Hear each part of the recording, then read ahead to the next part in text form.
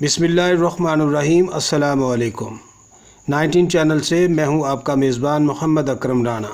ज़ेर नज़र वीडियो में बर्स या फुलबहरी का नहायत सस्ता और कामयाब इलाज बयान कर रहे हैं। नाज़रीन कराम, सबसे पहले जड़ी बूटी का नाम और उसका तारफ़ सुन लें और उसके ख़वास के बारे में कुछ बात सुन लें, फिर इसके बाद हम इंशाअल्लाह मर्ज़ पर बात करेंगे। उर्दू में इसको बथवा कहते हैं, पंजाबी में बाथू कहते हैं, हिंदी में बाथू और चिली बड़ा कहते हैं, अंग्रेज़ी में वाइट गॉन्ट इसका नाम है और फ़ारसी में सर में कहते हैं। बाथू बरसगीर का मशहूर आम साग है। ये गंदम के खेतों में खुदरौ भी पाया जाता है, जंगली भी होता है और बाकायदा काश्त भी किया जाता है। बाथू के पौधे का कद आमतौर पर 1.5 फुट से 3 फुट तक होता है।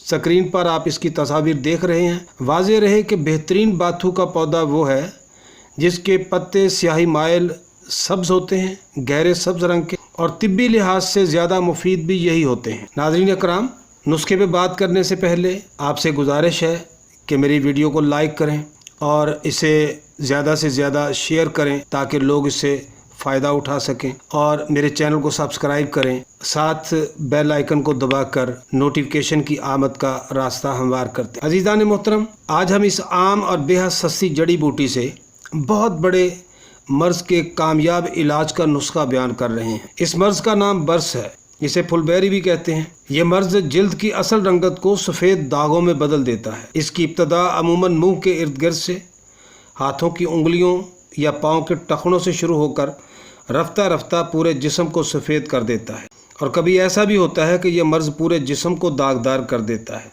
और बदनुमाई का बायस बनता है। धूप में काम करने वालों पर यह मर्ज़ ज़्यादा हमलावर होता है।